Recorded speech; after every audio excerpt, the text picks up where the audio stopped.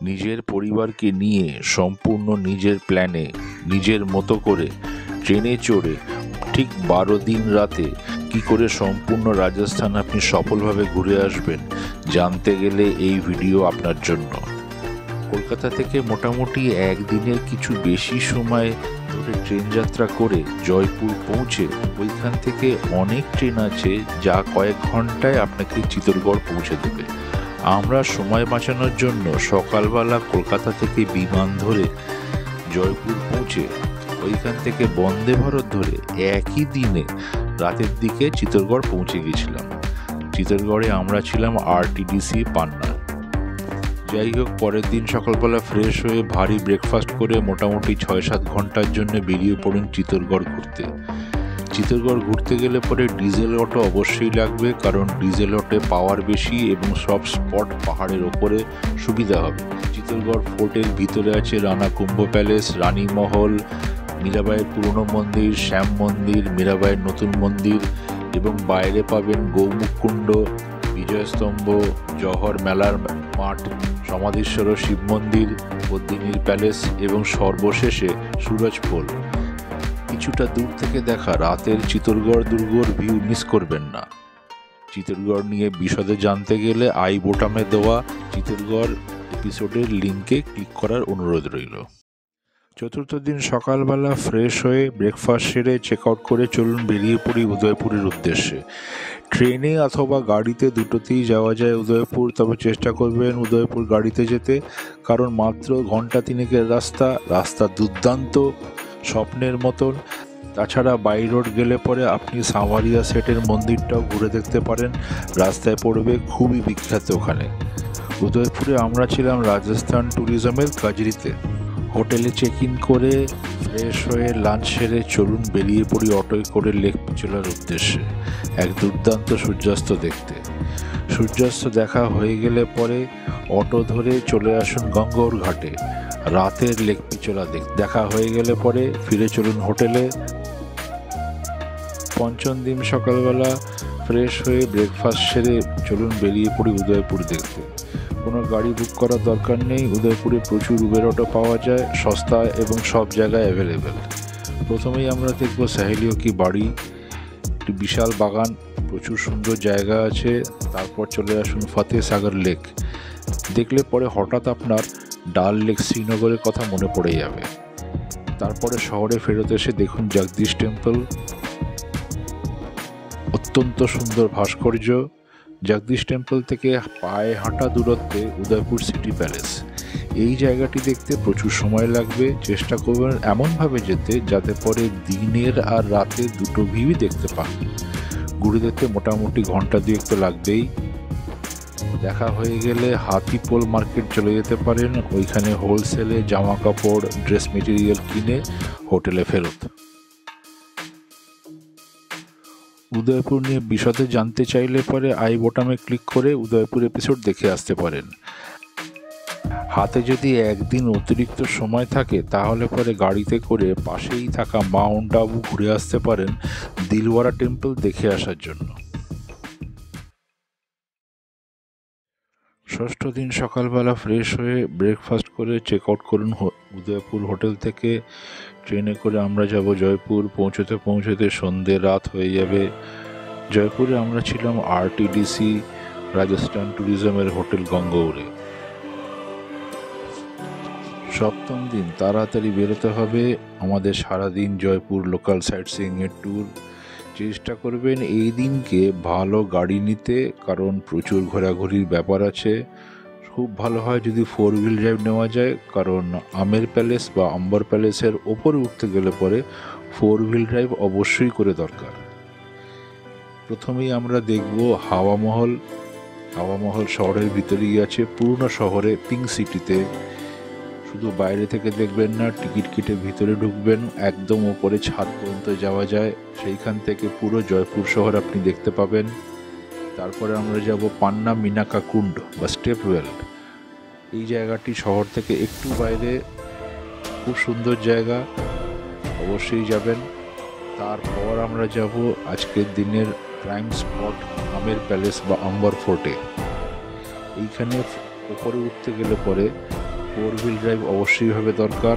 যদি 4 wheel drive ভাড়া না পান তাহলে পরে লোকাল জিপ আপনাকে নিতে হবে, শেয়ার জিপ, অথবা হাতে যদি সময় থাকে তাহলে পরে হাতিতে চড়েও উঠতে পারেন।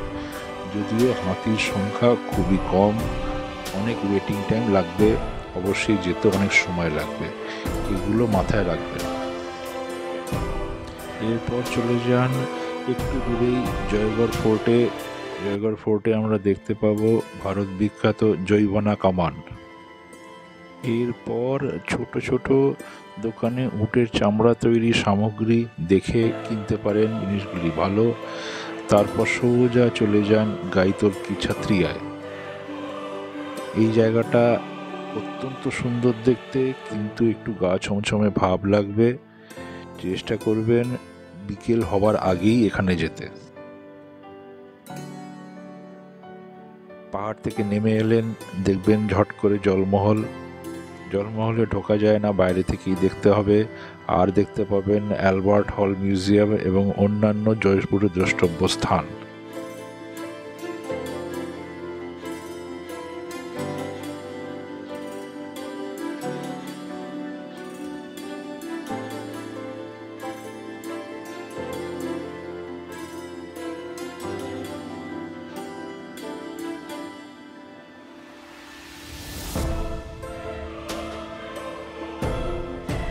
ফেরার পথে এলএমবি মিষ্টান্ন ভাণ্ডারে খাওয়া দাওয়া সারতে পারেন।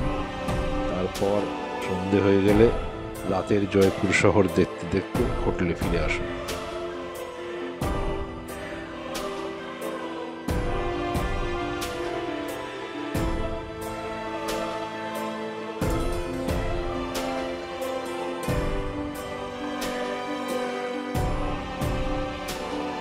পরের দিন সকালবেলা তাড়াতাড়ি বেরিয়ে পড়ুন, সিটি প্যালেস দেখতে হবে। সিটি প্যালেসে নানান রকম জিনিস দেখার আছে, অবশ্যই পাপেট শো দেখবেন, ঘন্টা দুয়েকের ব্যাপার।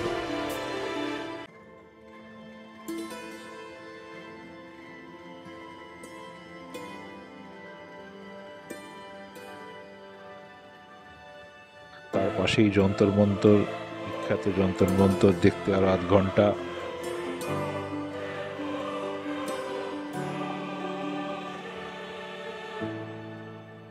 ফেরার পথে পত্রিকা গেট দেখবেন জওহর সার্কেলে, অনেকটা আমাদের দীঘা গেটের মতন, কিন্তু দেখতে অসম্ভব সুন্দর, রীতিমতন একটা ফটোশ্যুট পয়েন্ট। আর আপনারা ঘুরতে পারেন চৌকিধানি গ্রাম, এখানে রাজস্থানি ডিনার পাওয়া যায়। আগের দিন রাত্রিবেলা আমাদের প্ল্যান ছিল যাওয়ার, কিন্তু বিশেষ কারণে যাওয়া হয়নি, আপনারা চেষ্টা করে দেখতে পারেন।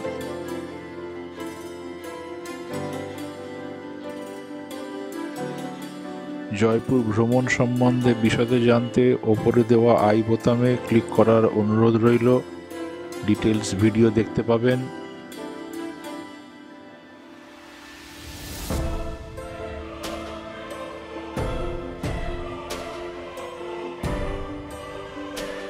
হাতে যদি একদিন অতিরিক্ত সময় থাকে তাহলে পরে আজমের শরীফ আর পুষ্কর ঘুরে আসতে পারেন।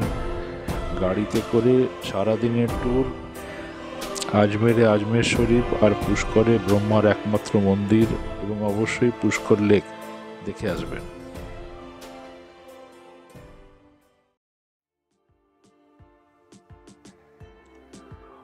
অষ্টম দিন লাঞ্চ সেরে হোটেল থেকে চেক আউট করে বেরিয়ে পড়ুন ট্রেন ধরে জয়সলমেরের উদ্দেশ্যে। ট্রেনে যাওয়ার পথে দুটি দ্রষ্টব্য স্থান দেখতে পাবেন। এক সাম্বার লেক, ভারতের সবচেয়ে বড় ইনল্যান্ড সল্ট ওয়াটার লেক, সাদা প্রান্তর নুনে ঢাকা। আর দেখতে পাবেন মন্দার বোস সোনার কেল্লা খ্যাত সেই রামদেওয়াড়া স্টেশন। আজ মন্দার বোসও নেই, রামদেওয়াড়া স্টেশনের সেই রূপও নেই, রয়ে গেছে শুধু বাঙালি নস্টালজিয়া। পরের দিন ভোর হবার আগেই মোটামুটি রাতের অন্ধকারে পৌঁছে যাবেন জয়সলমের স্টেশন। স্টেশনের বাইরে গাড়ি ভাড়া নিয়ে জয়সলমের শহর থেকে প্রায় 40 কিলোমিটার দূরে মরুভূমির মাঝখানে পৌঁছে যান রাজস্থান ট্যুরিজমের শ্যামধানী ডেজার্ট রিসর্ট। এই রিসর্ট থেকে এক দুর্দান্ত সানরাইজ দেখতে পাবেন ঠিক মরুভূমির মাঝখানে। এ দৃশ্য ভোলার নয়। এরপর রেস্ট নিন, ফ্রেশ হন, তারপরে দুপুরে লাঞ্চ সেরে বেরিয়ে পড়ুন ডেজার্ট জিপ সাফারি করতে। দারুণ অভিজ্ঞতা।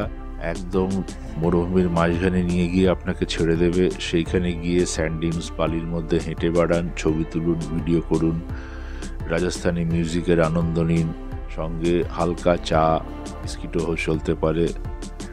আর এইখান থেকে অবশ্যই অল টেরেন বাইক বা এটিবি রাইডের আনন্দ উপভোগ করুন।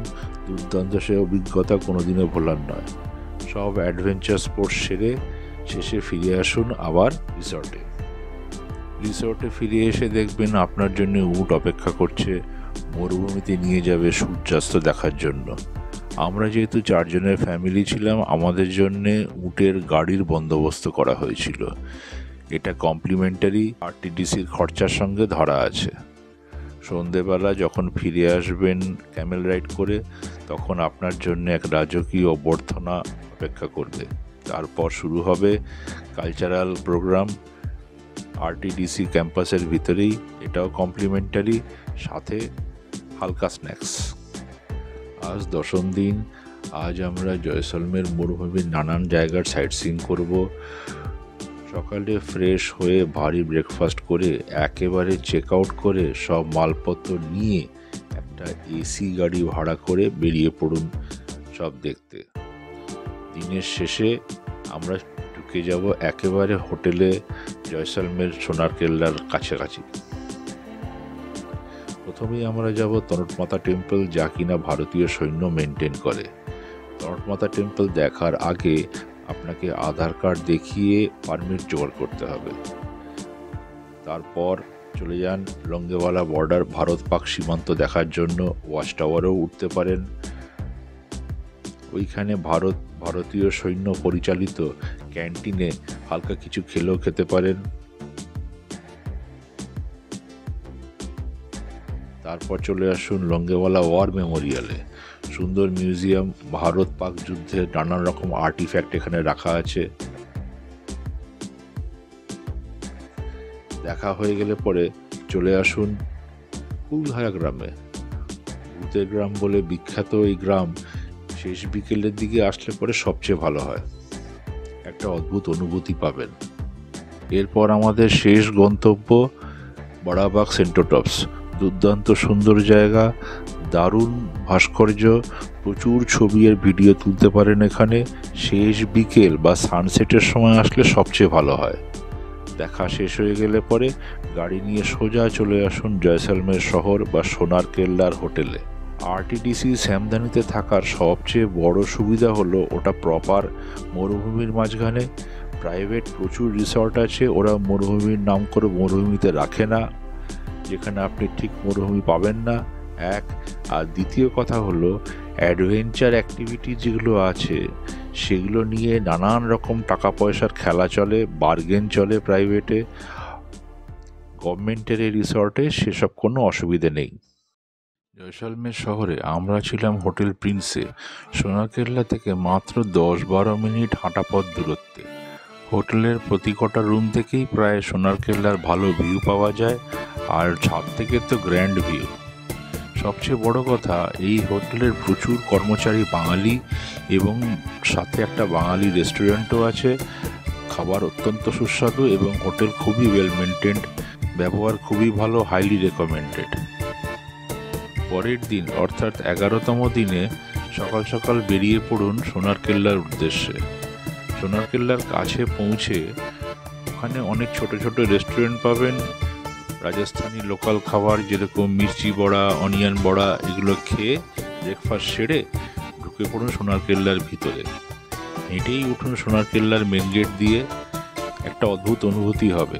তবে হ্যাঁ, প্রচণ্ড খাড়াই রাস্তা, একটু কষ্ট হবে, কিন্তু সেই এক্সপিরিয়েন্সটা ভোলার নয়।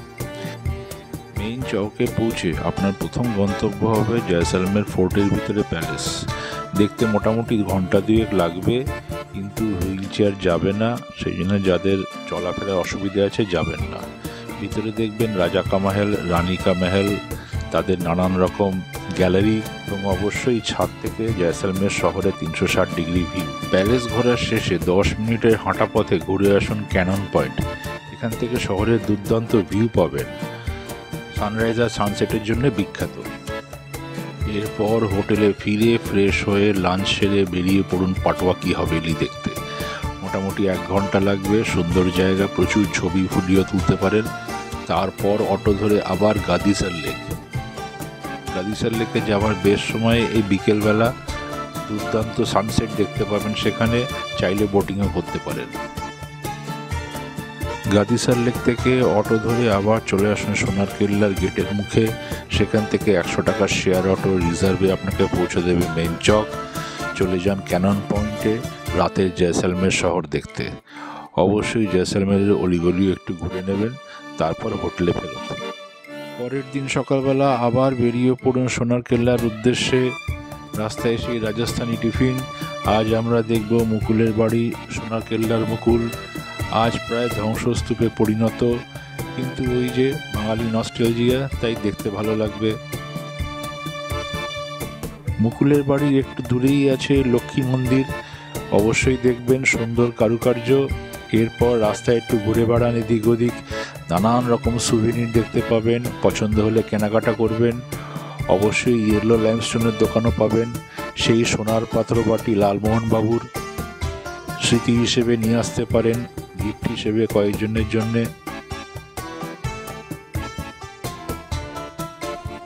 শেষে পৌঁছে যাবেন পরেশনাথ জৈন মন্দির। ভিতরে অদ্ভুত সুন্দর কারুকার্য, অবশ্যই পুরোটা ঘুরে দেখবেন। 1 তলা এবং 2 তলা। প্রচুর ছবি ভিডিও তুলতে পারেন। অনেকটা আমাদের মাউন্ট আবুর অদলে তৈরি এই মন্দির। দেখা শেষ হয়ে গেলে ফিরে আসুন হোটেলে।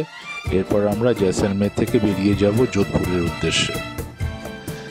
যদি জয়সলমের সম্বন্ধে আরও কিছু জানার ইচ্ছে থাকে তাহলে পরে উপরের আই বোতামে ক্লিক করার অনুরোধ রইল। লাঞ্চ সেরে চেক আউট করে বেরিয়ে পড়ুন যোধপুরের উদ্দেশ্যে ট্রেন ধরে। সন্ধ্যা নাগাদ যোধপুর পৌঁছে যাবেন। যোধপুর স্টেশনের হাইলি রেকমেন্ডেড হোটেল ঠিক স্টেশনের বাইরে 1 নম্বর প্ল্যাটফর্মের বাইরে কসমোপলিটন হোটেল, ঢিলছোড়া দূরত্বে, বলতে পারেন রেলওয়ে প্রেমিসেসের ভিতরেই। 13 নম্বর দিনে সকাল সকাল ঘুম থেকে উঠে ফ্রেশ হয়ে ব্রেকফাস্ট করে বেরিয়ে পড়ুন যোধপুর দেখতে। প্রথমেই আমরা যাব উমেদ ভবন প্যালেস। রাজামশাইয়ের নানান রকম কালেকশন এখানে দেখার মতো। দেখতে পাবেন কাঁচের জিনিসের কালেকশন, নানান রকম ল্যাম্পের কালেকশন, অনেক পুরনো অ্যান্টিক ঘড়ির কালেকশন, প্রচুর ভালো ভালো পেন্টিং আছে এবং অবশ্যই করে মেন প্রাসাদের বাইরে রাজামশাইয়ের 13-14টা ভিন্টেজ গাড়ির কালেকশন। দেখা শেষ হয়ে গেলে চলুন যশবন্ত থাড়ার উদ্দেশ্যে। যশবন্ত থাড়া সাদা মার্বেল পাথরে তৈরি। অনেকে এটিকে তাজ অফ মেওয়ার অথবা রাজস্থানের তাজমহল বলেন। এই যশবন্ত থাড়া থেকে মেহরানগড় ফোর্ট আর উমেদ ভবন প্যালেসের দারুণ ভিউ পাওয়া যায়। দেখা শেষ হয়ে গেলে পরে চলুন এবারে মেহরানগড় ফোর্ট। মেহরানগড় ফোর্ট বিশাল। ওপরে ওঠার জন্যে দারুণ লিফট আছে, হেঁটেও উঠতে পারেন। লিফটে ওপরে গিয়ে আপনি যোধপুর শহরের দারুণ সুন্দর ভিউ পাবেন। আর অবশ্যই নানান রকম সংগ্রহশালা আছে ভিতরে। তার মধ্যে দেখার সবচেয়ে উল্লেখযোগ্য জিনিস মিনিয়েচার আর্ট পেন্টিং। বলে রাখতে চাই, এই মিনিয়েচার আর্ট পেন্টিং দেখার সবচেয়ে ভালো রাস্তা নিজের মোবাইলটাকে একদম পেন্টিংয়ের ওপরে নিয়ে এসে ক্যামেরা ম্যাক্সিমাম জুম করে দেখা, তবেই আপনি এর বিউটিটা পাবেন। রাজস্থানী পাগড়ি বাঁধার প্রতিযোগিতা বা কায়দা, সেটা দেখারও সুযোগ হয়ে যেতে পারে আপনি। জনতা সুইট হোমে অবশ্যই যাবেন। রাজস্থানী নোনতা এবং মিষ্টি খাবারের দারুণ কালেকশন এদের। বিকেল সন্ধ্যের দিকে চলে আসুন সর্দার মার্কেটে। ভীষণ গিঞ্জি জায়গা, কুচকাচ কেনাকাটা এবং অবশ্যই ঘন্টাঘরটা ঘুরে দেখা। ভিতরে ঢুকবেন, ঘন্টাঘরের ওপরে উঠবেন এবং সেইখান থেকে রাত্রের মেহরানগড় ফোর্টের দুর্দান্ত ভিউ পাবেন। এই দৃশ্য ভোলার না। পরে আই বোতামের লিঙ্ক দেওয়া থাকলো, প্রয়োজনে যোধপুরের ডিটেলড এপিসোড দেখে আসতে পারেন। যোধপুরে অন্যান্য থাকার জায়গার সাথে যোধপুর সার্কিট হাউসও আছে। অনলাইনে সাধারণত বুকিং হয়, সাধারণত ওরা সেন্ট্রাল স্টেট গভর্নমেন্টের লোকেদেরই দেয়, কিন্তু যদি ফাঁকা থাকে তাহলে পরে আপনিও সেখানে থাকতে পারেন। মনে আছে তো সোনার কেল্লায় যোধপুর সার্কিট হাউস? সেই সার্কিট হাউসের কথা বলছি। সবার শেষে দুজন অ্যাডাল্টের পুরো ট্রিপের একটা সম্পূর্ণ খরচা দিয়ে রাখলাম। সবচেয়ে বেশি এবং সবচেয়ে কম আনুমানিক কী হতে পারে সেটা দেখে নেওয়ার অনুরোধ রইল। পুরো রাজস্থান সিরিজ ধৈর্য ধরে দেখার জন্য ধন্যবাদ। চেষ্টা করব ভবিষ্যতে এরকম আরও ভালো সিরিজ আপনাদের উপহার দিতে।